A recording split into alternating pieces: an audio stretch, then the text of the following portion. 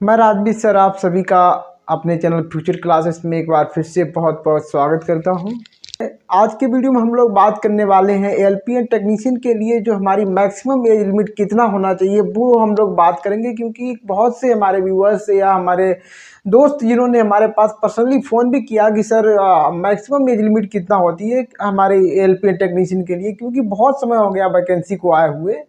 इसलिए कुछ हमारे कैंडिडेट हमारे व्यूअर्स ऐसे भी हैं जिनका जो एज है वो काफ़ी ज़्यादा हो गई है, तो इस बात का डर बना हुआ है मन में कि कहीं ऐसा ना हो कि हमारी एज ऐसी हो जाए कि हम अप्लाई भी ना कर पाएँ।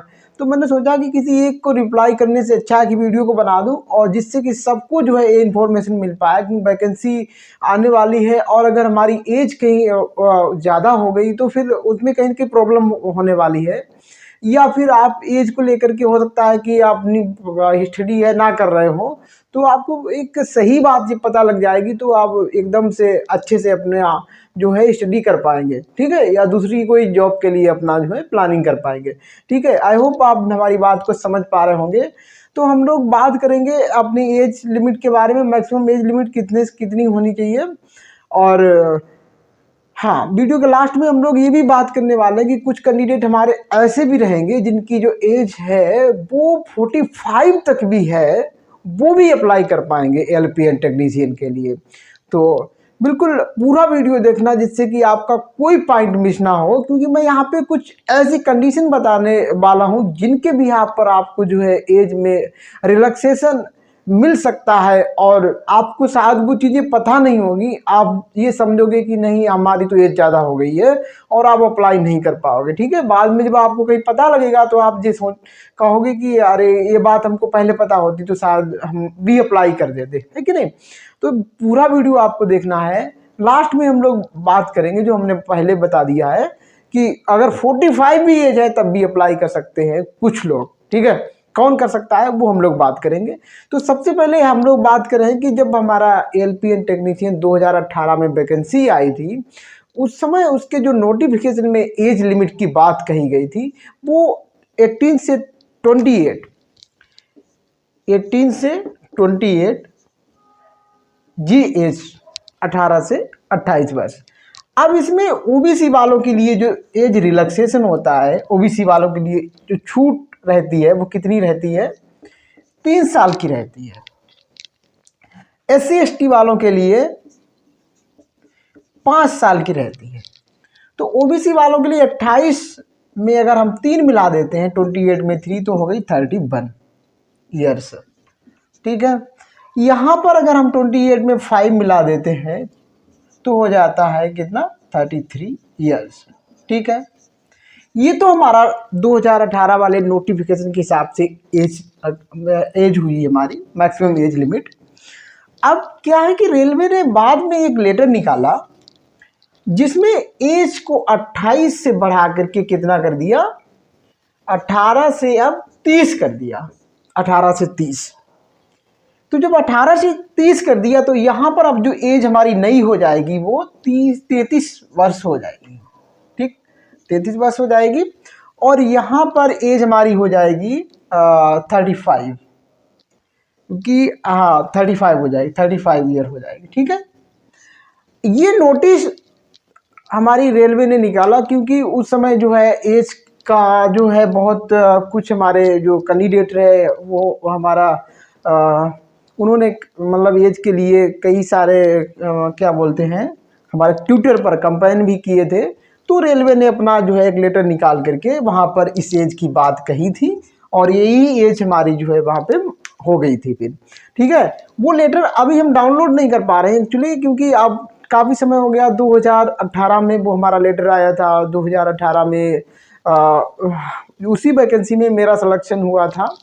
तो वो चीज़ अब थोड़ा पुरानी हो गई, इसलिए जो हमारा जो लिंक है वो एक्टिवेट नहीं है, लिंक काम नहीं कर रहा है। लेकिन इतना एज जो है अगर आपकी है 33, अगर ओबीसी में आते हैं तो इस जनरल में आते हैं, यूआर में आते हैं तो आपकी 30, और बीसी में आते हैं 33, और एससी एसटी में आते हैं तो 35 अगर एज है तो आपको कोई प्रॉब्लम नहीं है, आप जो है अपना तैयारी करिए।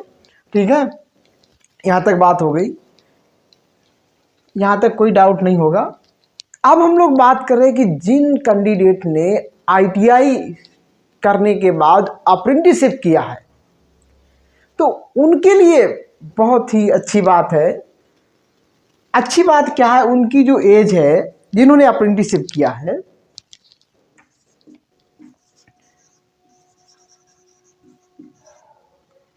एक्ट अप्रेंटिसशिप, अगर हमारे ये UR वाले कैंडिडेट हैं तो इनकी जो एज होनी चाहिए वो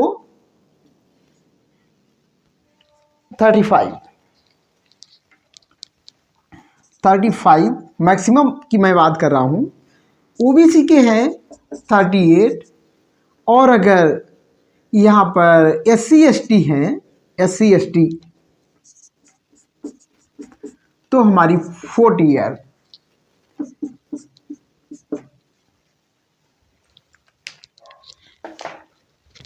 बिल्कुल, एक बार मैं यहाँ पे चेक भी कर लो, UR वाले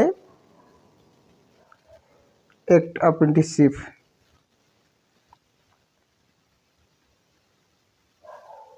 35, 38 और 40, हाँ ठीक। तो अगर आपने अप्रेंटिसशिप कर रखा है, आपने अप्रेंटिसशिप को कर रखा है तो फिर आपके लिए कोई प्रॉब्लम नहीं है। आप देख पा रहे एज 35, 38 और 40, ठीक। तो ये भी बात हो सकता है आप बहुत से ऐसे हमारे साथी हो जिनको ना पता हो, तो ठीक है। अब आप अप्रेंटिसशिप वाले तो खुश हो जाइएगा। उसके बाद अगर कोई हमारी वुमेन है और वो वुमेन डिवोर्स्ड है, डिवोर्स हुआ है, या किसी प्रकार से वो अपने हस्बैंड से अलग हुई है लीगली, तो उसकी जो एज है वो होगी, यहाँ पर वुमेन की मैं बात कर रहा हूँ, मैं यहाँ पे लिख भी दे रहा हूँ, for women, for divorce women,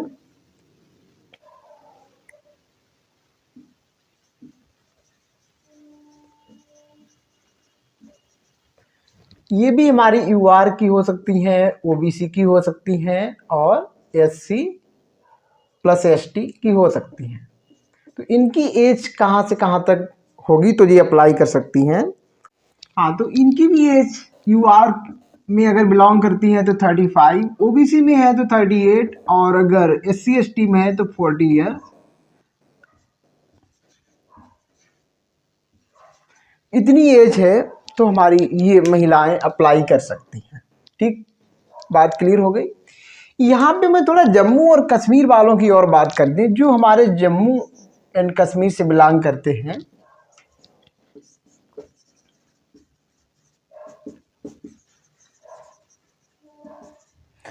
इनके लिए 5 साल का एज रिलैक्सेशन रहता है। किसी कैटेगरी के हो 5 साल का इनको एज रिलैक्सेशन मिलता है, ठीक है। यहाँ तक बात क्लियर है। अब हम लोग बात करते हैं कि ऐसे हमारे रेलवे एम्प्लॉई जो ग्रुप C में काम करते हैं या ग्रुप D में मतलब जॉब करते हैं, गवर्नमेंट एम्प्लॉई हैं, या फिर कोई हमारा और किसी भी मतलब हम जो संविदा बेस पे होते, कॉन्ट्रैक्ट बेस पे होते हैं, वो भी अगर हमारे एम्प्लॉई हैं, जिन कोई भी मतलब आप लेबर भी हो कोई, लेकिन उसके पास एक रेलवे में काम करने की वैलिड ID होनी चाहिए, तो उसके लिए भी बहुत अच्छी यहाँ पे बात है कि उसको एज में बहुत अच्छा बेनिफिट मिलने वाला है। चाहे हमारे रेलवे एम्प्लॉई हो ग्रुप C, ग्रुप D के, या फिर कोई भी लेबर है जो रेलवे के अंडर में काम करता है, कोई कॉन्ट्रैक्ट बेस पे काम करता है या किसी भी बेस पे काम करता है, उसके पास वहाँ पे काम करने की एक वैलिड ID होनी चाहिए। ये प्रूफ होना चाहिए कि वो वहाँ पे काम करता है, ठीक है। और हाँ, एक बात ये भी ध्यान रखनी है कि उसकी जो सर्विस है, चाहे वो हमारा एम्प्लॉयमेंट हो, चाहे कोई कैजुअल लेबर हो, तो उसकी सर्विस मिनिमम जो है 3 साल हो चुकी हो, तो उसको ये एज के बेनिफिट मिल जाएंगे। जिसमें हमारा एज का जो बेनिफिट है UR वालों के लिए 40 साल अगर आपकी एज है आप अप्लाई कर देंगे, OBC 43 और SC ST 45। SC ST कितने 45, UR 43 है। तो अगर आप रेलवे में बिलोंग करते हैं, रेलवे के अंदर काम करते हैं, या उसमें रेलवे के एम्प्लॉई हैं, railway employee plus eligible labour. तो आप अगर यूआर में बिलोंग कर रहे हैं, ओबीसी में बिलोंग कर रहे हैं, या फिर हमारा एससी प्लस एसटी में बिलोंग कर रहे हैं, तो इनकी एज है 43 और फिर हमारा 45।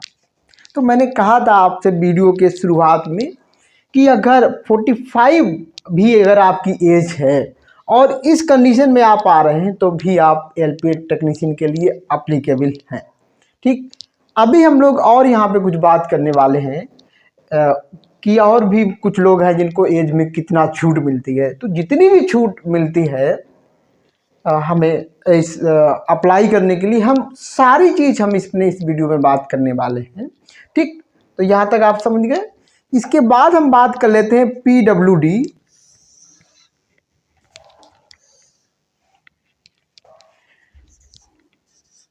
पीडब्ल्यूडी में कोई कैंडिडेट जो हमारे विकलांग हैं, डिसेबिलिटी जिनको कोई है, तो अगर वो यूआर के हैं या फिर ओबीसी के हैं या फिर एससी प्लस एसटी के हैं, तो इनको जो एज में छूट मिलने वाली है, यूआर वाले अगर 40 के हैं तो अप्लाई कर लेंगे, बीसी वाले 43 के हैं तो अप्लाई कर लेंगे, और एससी एसटी में अगर इनकी एज 45 है तो भी ये अप्लाई कर सकते हैं। इस तरीके से हमने यहाँ पर सबके लिए कितना एज में छूट मिलती है, हमने सब कुछ यहाँ पे आपको जो है सब दिखा दिया, सब बता दिया है। और ये सारा ऑफिशियल डेटा है, मैं इसका स्क्रीनशॉट आपके सामने लगाता हूँ, जो हमारी 2018 की, ये सारा डेटा हमारा 2018 की जो वैकेंसी आई थी उसके नोटिफिकेशन के हिसाब से मैंने यहाँ पे लिखा है, और इसका मैं स्क्रीनशॉट अभी लगा रहा हूँ, वो आप सब चेक कर पाएंगे। और हमारे रेलवे की बहुत सी साइटों पर अभी भी अवेलेबल है। कुछ रेलवे के साइट हैं जहाँ पर नोटिफिकेशन को इस समय हटा दिया गया है, लेकिन मोस्ट ऑफ रेलवे साइट्स इनको जो है अभी भी वहाँ पर रखे हुए हैं, अवेलेबल हैं ये चीज़ें। ठीक है, पूरा नोटिफिकेशन अवेलेबल है। वहाँ पे आप एज रिलैक्सेशन वाले सेक्शन में जाएंगे तो आपको ये सारी चीज़ें वहाँ पर मिल जाएंगी। तो आई होप ये जानकारी आपको बहुत अच्छी लगी होगी, और वास्तव में अगर अच्छी लगी है तो वीडियो को लाइक कर दें, दोस्तों में शेयर कर दें, और हमारे चैनल पे नए हैं तो चैनल को सब्सक्राइब कर लें। हम लोग मिलते हैं एक ऐसे ही वीडियो में, तब तक के लिए आप अपनी तैयारी को करते रहिएगा, खुश रहिएगा, बाय बाय।